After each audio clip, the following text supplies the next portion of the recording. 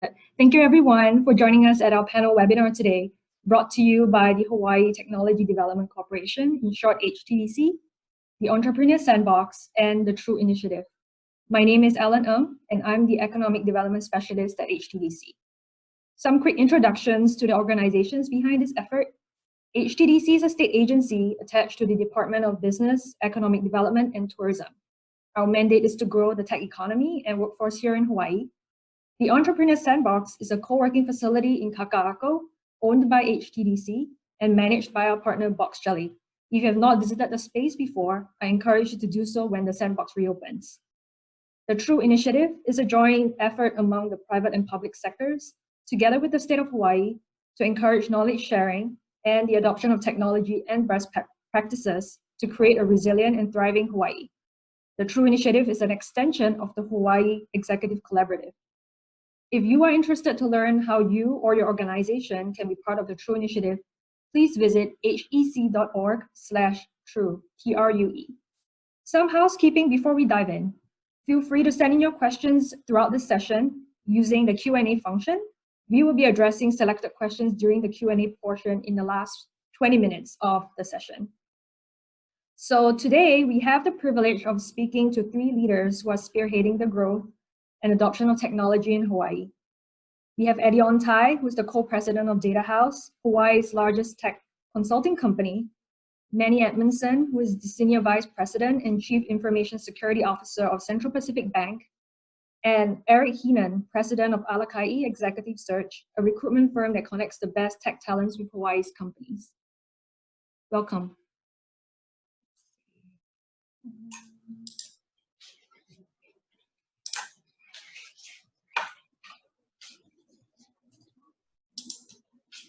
Okay, I think they're filing in right now. Let's see. Hi, Eddie. Thanks for joining us today, Eric. Hello. Hey, Ellen. Hi. Hey, everybody. And then we have Manny, who is still in the dark. Hello, everyone. Is your camera working, Manny? I believe so. Let me stop and restart. Yeah, maybe we can try that. Sorry, some technical difficulties today. Well, as we're waiting for Manny to get his camera working, how have you been, Eddie and Eric? How has everything been for you since the pandemic started? Go ahead, Eddie.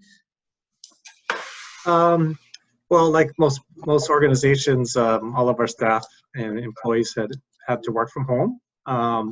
So for us, that actually wasn't a major impact, just because of the nature of our business, and many of our workers would work from remotely anyway. I would say at any time of the day during the week, there's probably maybe 25 to 30% of the people in the office. So this didn't impact us so much logistically. I think the bigger impact was probably the emotional. And I'm sure that's quite similar to most other organizations, where there are, constant uncertainty every day. Yeah. And having, support folks throughout that journey. Okay. How about you, Eric? Manny, welcome. Hi. Sandbox. Hi. How about Eric and Manny? How have you guys been? Eric, after you. Okay.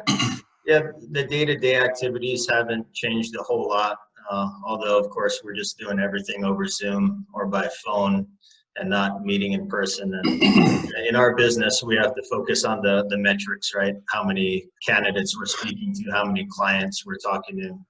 There's, of course, fewer interviews going on right now, so it's a good chance to go back to the basics with business development and call on, prospective clients and just check in with companies we haven't spoken to in a while. A lot of folks are reachable these days because they're either at home or on their laptops, more often than not. So I've been able to make some good contacts. Yeah, great. And Manny, I see that you're working on the sandbox with the whiteboard at the back. Yeah, we are. I'll say that, for the financial services, especially here in Hawaii, it's been with the payroll protection plan and the small business administration loans, the banks have been really busy. CPB, that that goes without saying. Introducing 36% of the SBA loans that were processed. So it's really incredible to see what's going on with the financial institutions. Everyone's coming together, working together to really deliver to our customers as well as non-customers, anyone in the small business community affected by COVID. Mm-hmm. So I just want to kick this session off kind of just talking a little bit about, the pandemic and the effects of the pandemic and how it's, changed the way organizations operate. Maybe Eddie, you can start off, you shared a little bit about how you guys were still working from the office and it doesn't really impact you that way, but emotionally, it's taken some toll on your employees. But besides that, how has your company pivoted or transformed the way, you guys work because of COVID? Yeah, I think, it's like most Hawaii organizations, I think we all care about our people a lot. And that goes without saying at Datahouse. So I think, like I said earlier, most of us work remotely anyway. So that wasn't a huge impact, but the emotional side and just making sure that everyone stayed connected and engaged. So we had actually launched a program a year ago. We called it the check-in process. It was part of our people development. And so it was very timely because we were able to really push hard on that and be more intentional in checking in with all of our staff on a pretty regular basis just to see how they're doing, right? And oftentimes it was more of a personal conversation about, especially the younger parents with kids that they had to, especially dual working parents having to not just work both at their companies, but also almost homeschool their kids. So it gave me at least a chance to really empathize with, some of the struggles that everyone was going through during this time. How about yourself, Manny? I mean, you lead a team of, people. How has COVID impacted your operations on your side? Yeah, I think like most, it's learning that we're being forced into that type of work from home and remote work type capabilities. We see a lot of adoption on our digital services, facilitating collaboration, communication, support services. Really, some of the challenges in that area have been management through digital, having that emotional connection that Ed kind of mentioned. One of the things I most notice is that we're missing those frequent and accidental interactions. I think in this COVID world, the interactions now are more deliberate. They're purposeful. You have to schedule that meeting. You have to reach out to your staff. So it's more intentional with a purpose behind it versus the water cooler talk, so to speak. Mm-hmm. How about Eric? How about yourself? I mean, I know you meet talent, from across the world who are looking to work in Hawaii. Has this pandemic affected you in some way in terms of scouting? Sure. Yeah, it's slowed things down a bit, but I think a good chance for us to engage with clients, not just on the recruiting, but sharing some information, whether it's onboarding or employee engagement.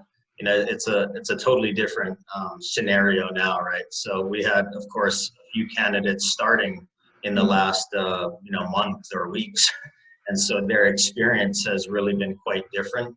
And there's those that are being onboarded remotely, and then there are companies that are actually having these new hires come into the office and start work as normal, face to face. So we've heard various perspectives on how to onboard folks. In terms of the recruitment, of course, it's all video interviews for the most part. And so just getting our clients up to speed, most of them are used to, hugging and shaking hands. And so, getting their systems in place and also for the candidates is a regular. I think one of the main conversations that have been happening here, especially on my side as, a state agency, is how has COVID, helped change the perception of the tech industry or the tech sector here in Hawaii, right? And where do you see this going forward? Any takers on that? Eddie? Yeah, I can start. Well, I guess it depends on where you're sitting from. I think there's going to be positive and negative maybe more negative perceptions. And that's largely why True, came about, is to really have more focus on that, and how do we leverage that in our community. But I think that there's opportunities for that, right? I mean, COVID, many are saying, is really just, it wasn't the cause of the problem. It just helps to surface it more and make it more pronounced of what the problem already is today. So there's obviously a lot of gaps in our areas of businesses and government where they may not be leveraging technology to the fullest. But now I think there's opportunities, as we're all seeing. We have to, right? They said digital, being online is a lifeline. And so we're seeing how, even these Zoom conferences is a tool we can all utilize to stay connected and keep moving forward. So I think there's a lot of opportunities for us, maybe to change that perception from those that may not have as positive a perception of Hawaii in general as it relates to technology.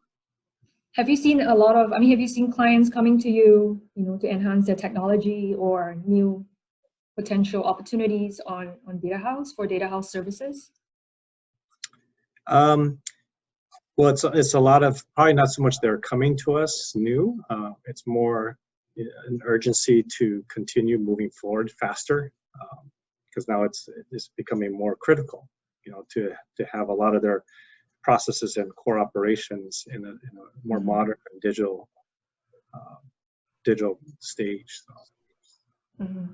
How about you, Manny, on your side for banking? You mentioned earlier more adoption. You see more users on your digital platforms? Oh, absolutely, right? I think that's the one thing that we can say COVID has done for everyone, right? This is force that late or reluctant groups to digital adoption. And that's for both companies and consumers. When you look at just some of the things that these are not innovative, they are no longer innovative technologies. They've been around and established. You're talking about, remote teaching, distance learning, online mobile banking, telemedicine, virtual, it goes on and on. And, it's one of those things that definitely within the financial services, we are seeing a lot more adoption.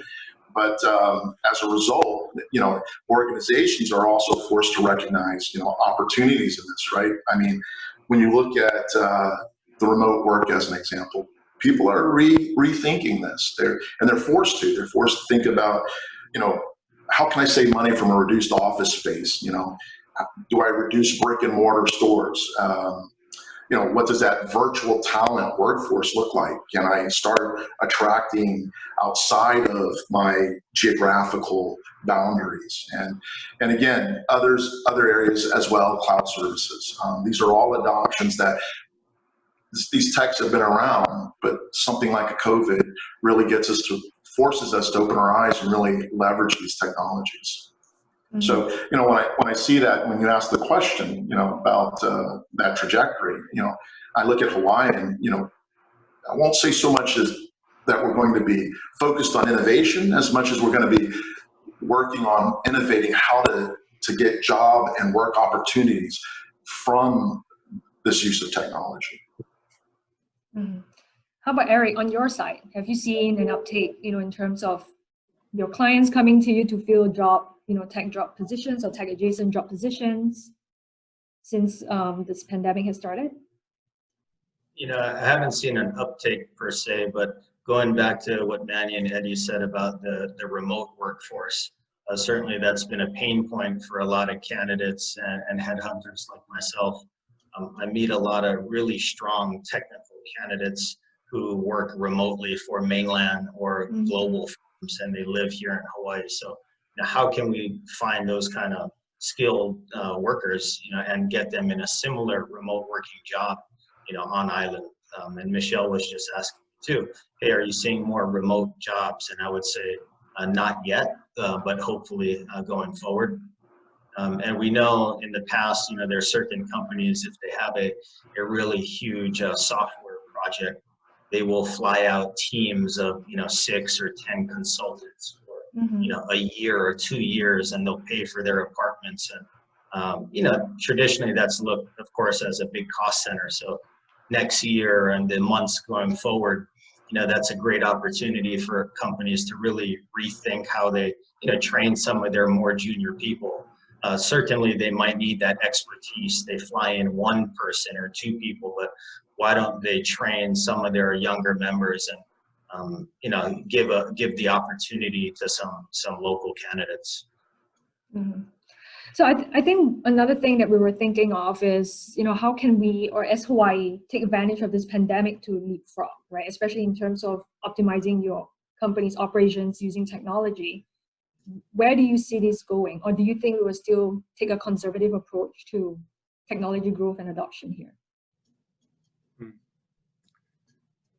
Yeah, I think that's a great question, Ellen, and it's obviously our hope as an island state that we can leverage our unique assets and culture, being in the middle of the Pacific, and we've talked about this for decades, right? In terms of creating a new economy, particularly in the technology innovation sector, but it's been hard to come, right? So maybe this might be the catalyst, as Manny said. It's the catalyst to really get us to embrace it, not because of choice, because of necessity in most cases, right?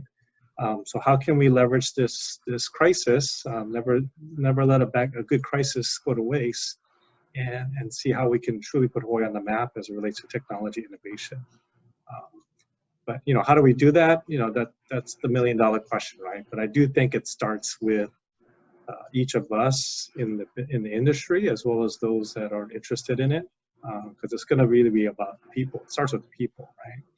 And how do we advocate and evangelize this movement where we really do feel technology is not just an enabler, but it allows us to be able to do things beyond just our own organizations, just within our own community. It enables us to go beyond our island state, because that's how you can really grow and scale, right? Mm-hmm. All right, Manny, any thoughts on that? Yeah, sure. For the what Eddie was mentioning in terms of creating a bit more innovation and sharing, with the True Initiative, I think that's what attracted me to it. Was, hey, let's all get together, even our competitors, and come up with some projects and get some success stories and share it with everyone. Because Hawaii, we're challenged, right, with our limited resources. But if we can leverage technology like so many other companies and communities are doing, that can really, lead to some great things. So, if your company is doing some innovative projects, we'd invite you to share them with, the True Committee and, who's on this call, with Manny or Eddie, and, just talk, get in a group and share what you know. Mm-hmm. Manny, you were going to say something? Yeah, I was going to add to what Eddie said. In fact, it's interesting that that Eric had mentioned that that it's both HTDC. What I think we've said it from trying to innovate in technology, as well as the adoption of technology, whether that be the True Committee, whether that be HTDC, or many of the startups. I think from an organization perspective, companies, we definitely welcome companies to participate and to add to those organizations, as well as individual contributors. I mean, if you're a student, or if you're an employee who's got an idea and you want to share it, I think you should do it here at HTDC. Thank you for the shout out. I think the other question we had was, so has your company made any changes to hiring because of COVID, either in the types of roles or the quantities? I'll take that first. Actually, it's one of those things, like many other companies out there. We've slowed down our hiring process. I mean, we've reduced it to, we have critical positions. You can go out to our site and see several positions. If you see any positions under 30 days, typically those are the active ones and the critical ones that we're hiring for. If they're over 30, we're accepting those applications. We're reviewing those applications, but we're really putting a pause on some of the hiring to see, what this new world looks like. Mm-hmm. Any takes on that for Eddie or Eric? Or any hiring trends you're seeing, Eric, maybe?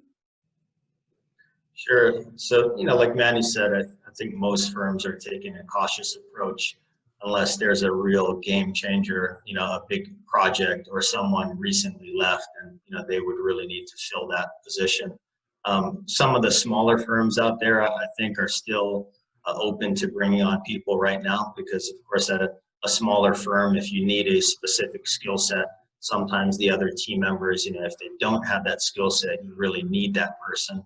Whereas at a bigger firm, maybe the rest of the team members can pick up the slack. In terms of the tech positions, I think just in general, that we've been seeing in the last, quarter, and I think we'll continue to see, not necessarily like today, but generally in no particular order, would be cybersecurity, data analysts, data scientists, CRM folks. There's a shortage, of course, of Salesforce people. I get a lot of requests for Oracle and PeopleSoft experts. There's literally a handful, I believe, of PeopleSoft experts on the island. And then cloud. The world is going to cloud, whether it's Microsoft or AWS. Cloud skills are also going to be in demand. Not necessarily today, but when things, get back to normal, hopefully in a few months, those skills should be in demand. Mm-hmm. How about Eddie? Going forward, do you think there are any specific roles, technical or tech adjacent, that you think will be growing in demand? It could be for Datahouse, it could be for the market.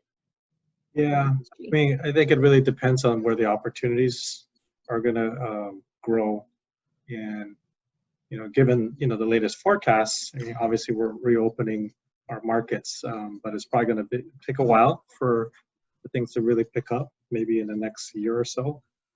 So those opportunities are probably going to be less than what they were prior to COVID. So I think, as Manny said, a lot of organizations are going to be probably a little bit more cautious, right, in terms of taking on more costs and committing to that type of thing. So for, speaking with Datahouse, we are always looking for good people. There's no question. We're in the people business, so if there's great talent, we'll just pick them up because we know that they're going to be of value, whether it be today or tomorrow. But it is based on the pipeline of opportunities that we grow. I think, given the shelter in place, it's put a pause on a lot of organizations and even travel, right? Some of our clients are on the mainland or even in the East Asia areas. That's put a little stall in those activities. But it's just a matter of, when does that eventually start to open up again, and hopefully the economy starts to roll more, and then I think that's where we'll start seeing an uptick in the hiring. So Manny, back to you. Like, any specific roles that CPB was looking at to hire? I know the ones that you have right now are critical roles, but the ones before COVID hit, what were you guys looking at? Yeah, so with Paul Yonamini coming on in late 2018, mid last year we announced the Rise 2020 initiative, and we're introducing a new online mobile platform, some other items as well, and in the introduction of those new digital platforms, we're looking for a digital engagement consultant, someone who understands tech, someone who's engaging, someone who's friendly, approachable. They will be assisting at our branch locations, and so there are several positions that I think we're looking for in those particular areas. Myself, I have an information security manager position available within our IT organization, IT security and recovery administrator, as well as data scientists. And so those are some of the positions in the tech space. Other areas I can see ultimately growing are our product manager lines for digital solutions. I see that being an area that we'll have to start investing in as well. So let's talk a little bit about that, like product managers, for example. What kind of skill sets do candidates need to have for jobs like that? Well, when you think about a product manager, part of it is it really translates into many different areas, right? If you're dealing with vendors, if you're dealing with the improvement of a particular product, where it will come in handy is if we're talking specific to digital, then it's having that familiarity and that understanding of the technology, I think. But mostly it's a tenacity to manage the vendors, keep your systems running, and always looking to improve those solutions on behalf of the customer. So, things like digital marketing, things like UX, UI design, and having that customer experience first and foremost at the top of your mind. Those I think are areas that are skill sets for a product manager. Mm-hmm. So Eric, back to you. I know you mentioned a couple of roles that you think will be growing demand, like data scientists, data analysts, and so on. Are there specific certifications that you think would help candidates position themselves better, or take this opportunity to learn right now, so that they're better prepared when the opportunities come up? Sure. I mean, each track has sort of their own certification process, whether it's Salesforce or cybersecurity, or a Cisco person, or a Linux server guy, Red Hat, et cetera. So having those, especially if someone doesn't have 3 to 5 years of experience, the first thing we'll say, oh, well, does the person have at least a certification? Has the person worked on a project or two, even if it's not for their full-time job? Getting these kind of things on your resume, I think is key, because if it was normal times, the minimum criteria is 3 to 5 years plus 1 or 2 certifications. Going forward, as Eddie said, it's companies are going to be really picky about who they're hiring, and it's unfortunately, if you're a entry level type tech person, Hawaii, it's a tough market, especially after this, because all of the hires are really going to be scrutinized. So bringing even a certification is, of course, it's helpful. Mm-hmm. Yeah. One thing about Datahouse that I really like, Eddie, is on the website it says that one of the principles of success is the next generation, where you emphasize bringing talent home to Hawaii. Can you share a little bit about that, and how do you think this might change or would change with the pandemic going forward? Yeah, I think it's like you said, that's one of our principles of success, and really kind of drives to our purpose of creating this new economy and higher value jobs for our local people, not just those that may stay here and go to the local colleges, but those that go away as well. So it's being able to create more economy and market, right, through our business opportunities that we're able to sell and deliver on. That's what allows us to bring those folks home, right? And we have a number of success stories related to that. But again, some of it's timing, right, in terms of the opportunities and where that individual is. Oftentimes, or at least today, what we see is a lot of the kids that go away to mainland colleges, they want to stay up there because they've invested in the community that they're going to school in, and they really want to get that experience, which I totally agree with. That makes sense. So the wave that generally wants to come back is the ones that were born and raised here, are either starting a family or just starting to think of starting a family, right? But they want to raise them here in Hawaii, or those that have been there a while and their parents are starting to get older and they want to come home and take care of them. So we see a lot of those use cases, right? But oftentimes it's the first thing that goes through the mind is, well, there's no technology in Hawaii, right? That's always their first go-to. And but they're surprised that, oh yeah, there is technology in Hawaii, and I can have a career here. So that's largely been the purpose that we try to fulfill, right? So do you guys take prior to COVID, you actually take a very proactive approach to looking at talent, even if there are no openings available, and just keep them on your radar, or do you only start actively scouting for people when you have an open? It's hard logistically, obviously, trying to actively scout. We've been a part of various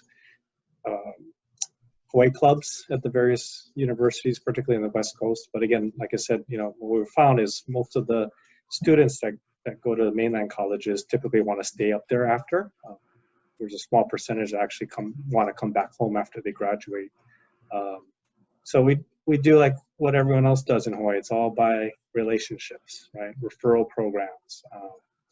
We work with folks like Eric and his company that have already a network. So we don't want to reinvent the network, right? We want to leverage the network that's already out there for that purpose.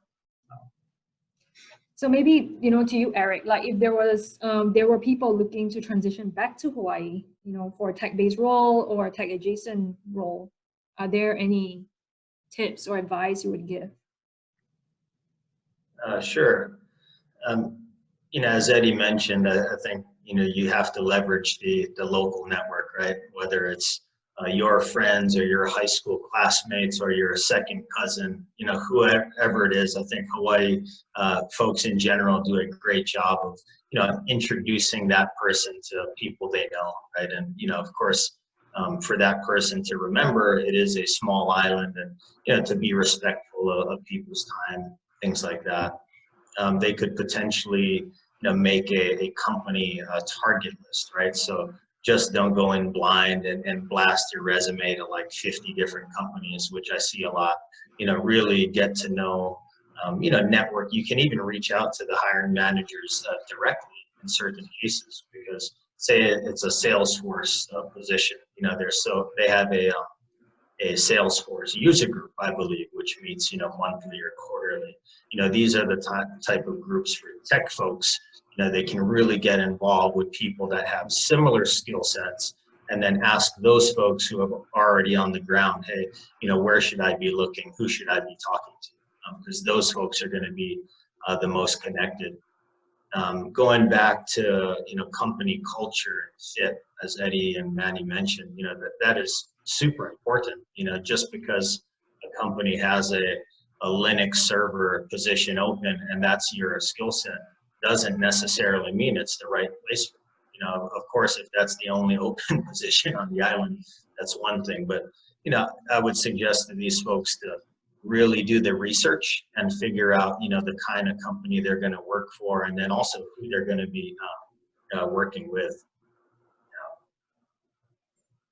How about Manny? Any thoughts on that? Manny, you came from the mainland, right? You were scouted to join us here in Hawaii.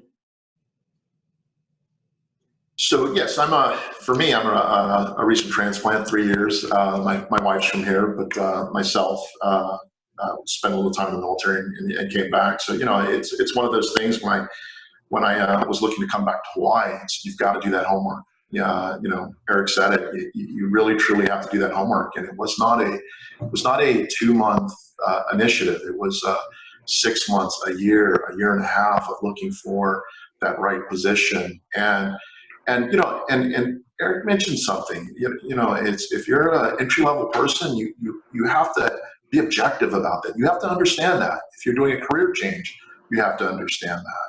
I was a CIO at a Dallas bank, and I wanted to come back to Hawaii. So I took a manager of information security with Central Pacific Bank because I had that skill set, and it got me back here in Hawaii. So you really have to take a look, and sometimes you have to realize what you're sacrificing, but that's got to be what's important to you. So if you have a passion about it, and you love the tech, and you've done your homework, and you've networked with family, friends, as everyone's mentioned, you can make that move, and it can be successful. Since I've joined the bank, it's been a great journey for me so far. Mm-hmm. And I think it's the point you're making is, can you have your cake and eat it too, right? Because I'm seeing some comments from some of the attendees saying, how do I justify the difference in pay, right? Compared, between working on the mainland versus working in Hawaii. Any takes on that? Like, do you have any perspectives on that? The pay difference. So pre-COVID versus post-COVID. Pre-COVID, it's one of those things where you want to call it a paradise tax. You want to call it whatever you want to label that. It's you have to identify what's important to you. And post-COVID, I think, you might see something a little bit differently. I think that you might see, there might be more competition for positions because now everyone's going to be competing globally. Those organizations are now, it was one thing when you had an organization who understood the benefits of a remote workforce and leveraged that. It's another when all organizations are starting to be forced into that situation and start to recognize benefits from it. And so it expands that competition a little bit, but it also, I think, opens up the different job markets in different areas as well. So I think you might be able to live in Hawaii and maybe work for a mainland company or organization and potentially even make a better salary out of it. So there, I think it's opportunities there. You just got to go after it. Mm-hmm. I think another thing that's also interesting for us is, people who may not necessarily, been from technology, but they have skill sets that could translate into tech adjacent jobs. What kind of advice would you give to candidates from other industries that, who are interested in technology-based roles, technology-adjacent roles? Eddie, Eric, I mean, both of you are, I think both of you are a little bit different from Manny. Manny's like security and, Eddie, your background was in accounting. Eric, your background was in technology sales. Sure, I'll try to take that. So if the person has absolutely zero functional experience in tech and is trying to transition into technology, it's a bit challenging. I don't know if I have much great advice other than to say, go, study, get some certifications, maybe get an advanced degree, something like that. If they're really entry level, I would suggest keeping their geographic open, in terms of going to other locations, because like Manny was saying, if they're working in Silicon Valley and can make double or triple, and if they don't have 3 kids yet, that's the prime time to do it. Most folks that I see want to move back, when they have a child or when their parents are getting a bit older. So it depends really where they're at in their stage of their careers. They potentially could come from a certain background, jump into for example, project management role. Doesn't necessarily have to be super technical, but I can think of other functions. It could be finance, it could be operations, where some of those skill sets would lead. It could be engineering. That could you could be a decent project manager or something. Yeah, a bit tough. Yeah. Any takes on that, Eddie? Yeah, and it depends on how you define tech, right? Because there's a lot of adjacent roles that can touch that aren't necessarily technical in the sense of programming and coding. But I would probably address that question by first just starting with asking what is your passion, because it really starts there. And if you're not passionate about technology, then I would suggest don't even consider it, right? I mean, you can learn it, but then it probably won't be very sustainable.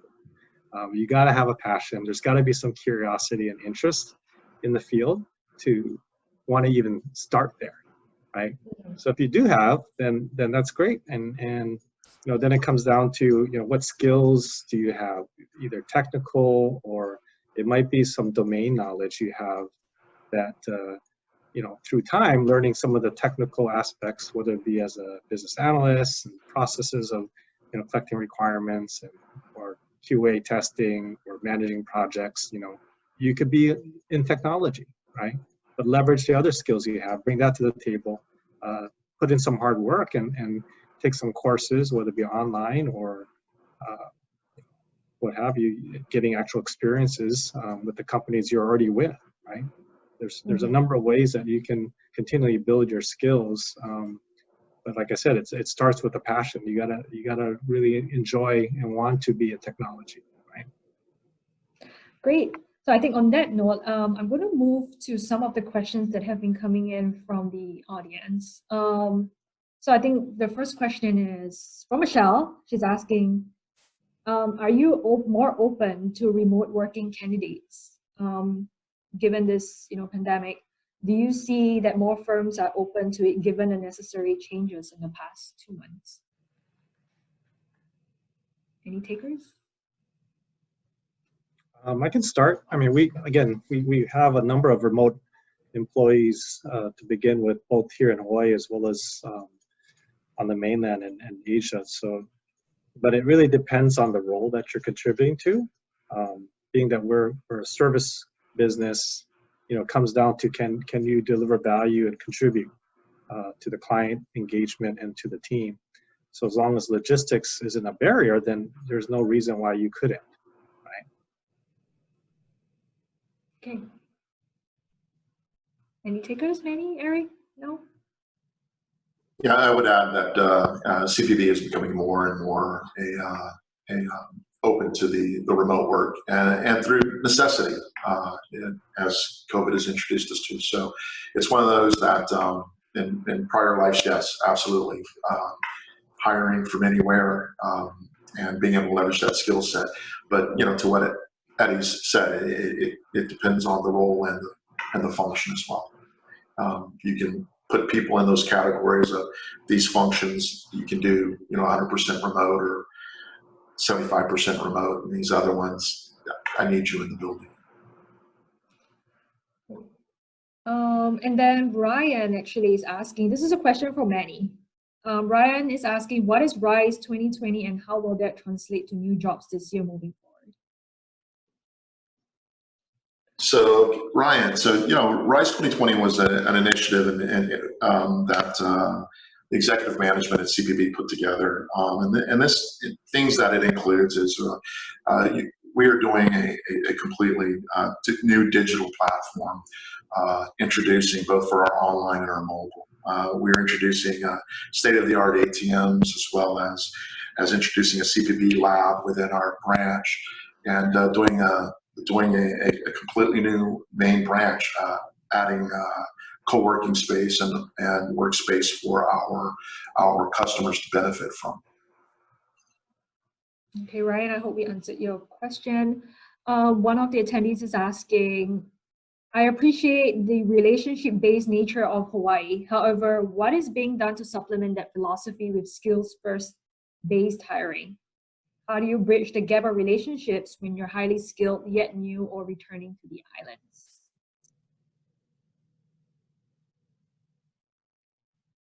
Can you take us on that? Sure. I mean, when you're sending a resume to a client, the first thing they want to know is, what are this person's skill sets? And I'm sending that resume to the client because the person has those skills that they're looking for. So if you check those, the boxes there, I think that's the first foot in the door. And after that, it's really a matter of doing the homework, seeing who works there. If you have people in your network at that company. But certainly, especially in this market, it's very specific, right? Companies are going to be very noisy about those specific skill sets. So I wouldn't worry about, hey, I don't know too many people in Hawaii, especially if you're making a firm decision to move here. You should be fine, assuming there's a job open. Yeah, I would also add, whenever we interview folks that are looking to relocate to Hawaii, at least my first question always to our HR manager is, what's their why? What's their purpose, right? So like in Manny's case, his wife's from here. So that makes sense, right? Because oftentimes visiting here versus actually living here is two completely different things, right? And if you don't have a connection here, there's obviously the probability that it may not be right for you in the long haul, right? So I think that's important, is really understand what your why is and be able to articulate that very clearly to the hiring manager. Mm-hmm. Okay. Anything to add, Manny, before I go on to the next question? Okay, so I think we have another question that's asking, how can current technologists upskill to make themselves more relevant and resilient? I mean, with the furloughs happening and people getting laid off, even if you're a technologist, is there a way? I think we've been talking to some of that. It's Eddie said it. I've kind of said it. Eric said it. build that toolbox and keep it maintained, remain current, right? I think, know what your passion is, especially if you're a technologist looking to cross over into another field. Know what drives you, know your desire, and be able to demonstrate that. We've all kind of said certifications, training, higher education. While we know that these things take time, they take dedication and investment. And I think many employers want to see that. So, when I look at an individual, and this is might surprise Eric a little bit. Sometimes I may look at a junior level person that may not have all of the skill sets, but they need to find a mentor, and what they need to do with that mentor is understand, if I'm looking for someone in the information security space, being a financial services, they better come to me and know FDIC. They better know FFIC. Go to FFIC.gov. Read up on what the cybersecurity assessment tool looks like. Just simply learning those regulations, and it's not difficult because they're all technology and they're all security. And so the challenge I see is that information is free. It's on a .gov site. You just got to go out there. You have to learn it. You have to commit yourself. And I think if you do those things, and that is what that education, that training, that certification, it's demonstrating your desire and your passion, and it's demonstrating it to an employer. Yeah, I would add to that, in addition to just the book learning and being able to do your own research. I mean, obviously there's so much out there, right? There's not enough time in the world to be able to learn everything that's out there for free.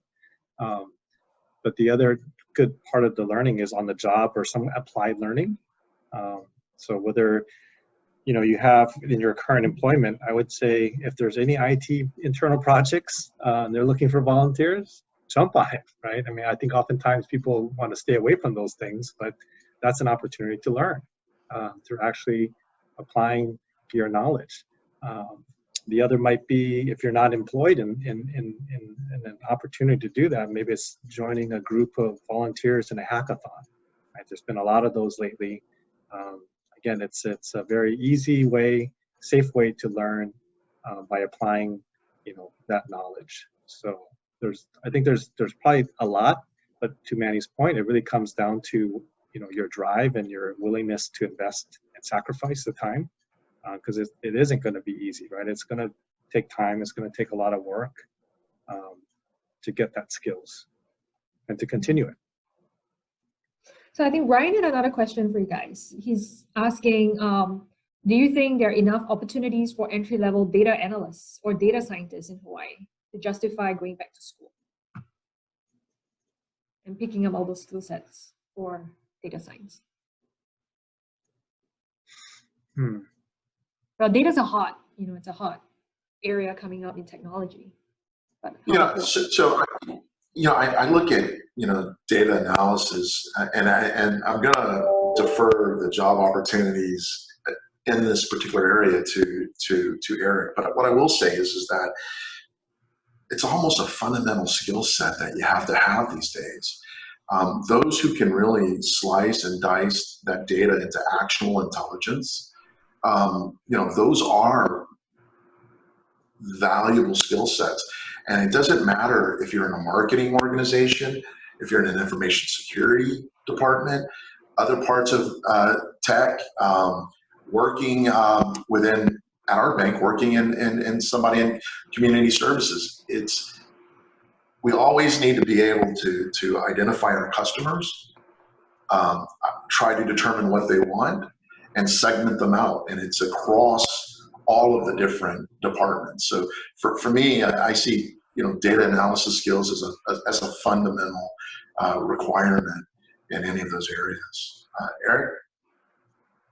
Yeah, no, I agree. It's one of the sought after skills and going forward as well, post-COVID. A lot of the bigger organizations in town will have multiple, typically analyst roles. So it's a pretty common, I think, position around town, and the importance will grow going forward, just with timing, right? Depending when you're planning to come home. Anything else to add, Eddie? Yeah, I think that it's just a natural evolution of digital transformation as more businesses become more reliant upon digital. Then obviously they need to understand their data, and that comes with analysis and leveraging the value out of that. So I think it's just going to constantly go up. It's just a matter of how fast and when that is. So I think this last question is actually more for, I would say, for Manny and Eddie. It's someone's asking, how can organizations like yours actually help their employees reskill and upskill? And is CPB or Datahouse doing anything about that? I think Eddie mentioned some of it. I think he took it from the individual taking advantage of opportunities when taking advantage of opportunities when an IT project becomes available and volunteering. We saw this just recently with the payroll protection program. CPB went to multiple shifts. We asked for volunteers. A lot of people around the organization volunteered and was involved in anything from processing to vendor selection to assessing those vendors and part of implementation of some of the forms. So I think it's really organizations can make those types of projects available to employees of interest that are interested, as well as they can start facilitating some of that training. One of the things CPP did with COVID is, we had to teach our managers how to conduct a webinar, how to involve and how to use some of the collaboration tools with their employees, encourage them to use video and take them through that training process. So I think there could be mentorship programs, training programs, definitely certifications. I think organizations who invest in their employees, certifying them in a certain discipline without the fear of losing them, but actually with the intent of gaining a higher skilled individual to perform the work that's needed. Mm-hmm. How about Datahouse? And I know you guys were working on a really cool COVID project as well, Eddie, if you don't mind sharing about that. Sure. So, well, maybe just start with the learning piece on reskilling. I think, just to speak to that from an organization standpoint, it does start with your culture and purpose, because if you don't have a culture that's really promoting an ongoing learning environment, it's really hard to ask people to upskill or reskill, right? They got to want to do it. And there's got to be a cohesive shared goal towards that. That's the why. But like we said, there's so many different ways that you can do that. And as long as there's a will, there's going to be a way. And on-the-job training is probably one of the best ways to learn. And so if you can volunteer on those projects, take that chance, get involved. And it could even be, professional associations or even user groups. There's just a ton of learning content on resources online, whether it be Litmos or Coursera, LinkedIn Learning's the latest. We just actually joined that platform. So there's just a lot out there in terms of being able to reskill yourself or add more tools in the tool belt. Yeah. But for Datahouse, I think it is nice to be in the industry, because I think inherently the people that are in this industry, they like to learn new things. They like to tinker, right? They like the latest technology out there. So I think it's just inherent in our DNA for the most part. And if you don't, you become irrelevant pretty quickly as technology constantly evolves. To that end, with the COVID, we were fortunate to be part of this coalition to help address some of the devastating impacts of it in our country and in our communities. And so we've been working with a number of global partners to develop testing management solutions that helps communities, do the screening surveillance to identify whether or not you should be taking a test, based on whatever algorithms or business rules that that community chose to select, and managing the logistics of the test sites, the inventory of the test equipment, that we get that individual schedule as quick as possible. So now you have digitized data relative to the individual and their testing or their demographics, where they're located, and then eventually their results. So that's just something that we've been proud to be a part of, and really help out with some of the issues in COVID. Mm-hmm. So I think we're nearing the end of our session, but one last question, I think, for Eric, just to wrap it up. We have been seeing a lot of graduations over the last couple of weekends. So this question from attendee is asking, what advice would you give to a fresh coding bootcamp graduate during this pandemic as far as job hunting? Right. So they're a college grad, is that right? Fresh coding, I think it's coding bootcamp graduate. So there are a few user groups, I believe, around town that used to meet regularly. There's the Wetware Wednesday group, which I'm guessing is on pause right now, but that's a great resource for software developers. I think the dev community is pretty tight in Hawaii, so I would just reach out to different people. There's Steve Sakata at eWorld Solutions, is a great guy. He's always helping out and bringing on young folks from UH or other schools. And yeah, just touch a few people in the tech community. I'm sure Eddie knows a few devs as well. I can think of some, so if you want to send me another message after this, I'd be glad to give you a few names. Great. Okay, so we have come to the end of our session today. Thank you so much, Eddie, Manny, Eric, for sharing your perspectives. I hope all the attendees found it helpful. And this session has been recorded, so we will share it with you. For those who attended today, keep a lookout in your inboxes. We will also put in the email address for Eric in the chat, so make sure you grab it before you leave, and you can reach out to Eric for more help, job hunting, recruitment, and so on. So thank you again, everybody, and thank you, Eddie, Eric, Manny, for joining us today. Hope you have a great rest of the week. Thank you. Alan, thank you. Thanks, everyone. Thanks.